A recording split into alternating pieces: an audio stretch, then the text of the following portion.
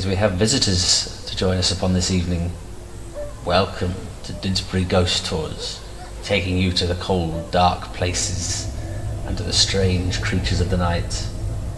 Come forth, and I will tell you a tale to chill your bones. Well, if you dare.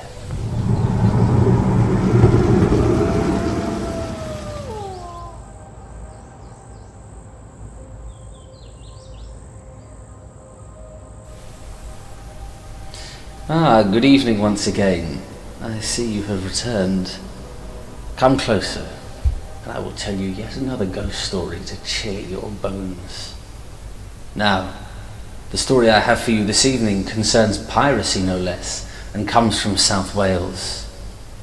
There is a castle on the South Wales coast overlooking the Bristol Channel. It is called St Donat's.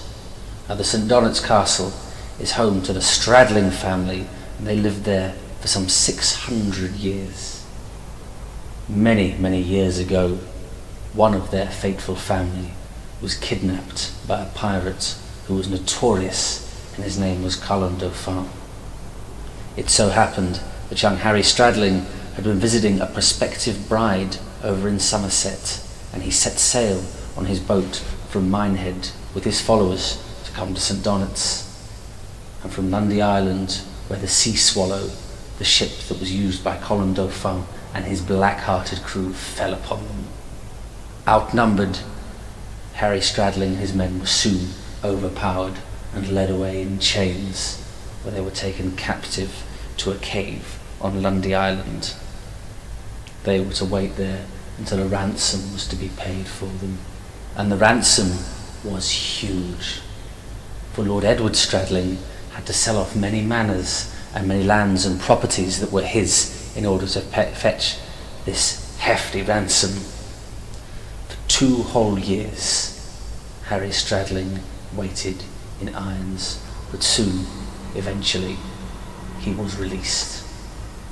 He came back a day after his father died, they say, of a broken heart, and at that point he vowed vengeance and justice upon the evil Colin Dauphin.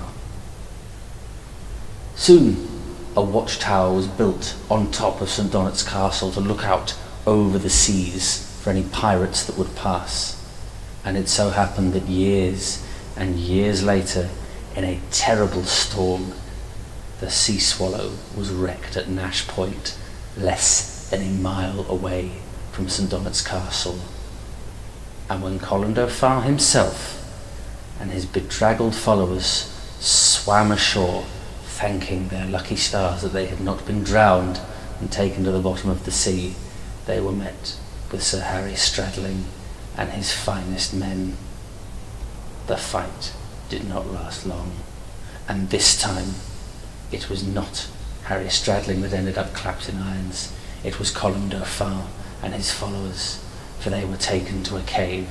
They were buried up to their necks in sand, and grimly and cold-heartedly, to make sure his vow of vengeance would be seen through to the end, Harry Stradling stood and waited and watched as the tide came in. It flowed, and it flowed, and it gradually drowned the men one by one, till only Colin Dauphin at last survived. He begged for mercy with his dying breath. Harry flatly refused and shook his head. With his last breaths, as the water began to trickle into his mouth, Colin Dauphin cursed the Stradling family and said, "I will haunt you, I will come back, and I will make your lives a misery," before the waters crept above his head. They say, as the waves crash on the rocks and the sea swirls at the beach at St Donat's, you can still hear the cries and the calls of Colin Dauphin and his black-hearted followers as they are led at Nash Point to their deaths. For spine-chilling tales and dark entertainment, Didsbury Ghost Tours.